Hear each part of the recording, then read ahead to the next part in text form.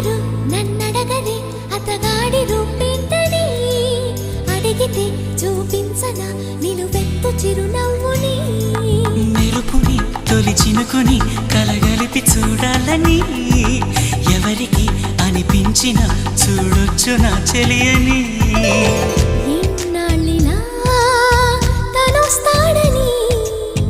చూడాలట ప్రతి దారిని ఏ తోటలో తనందోనని ఎటు పంపను నా మనసుని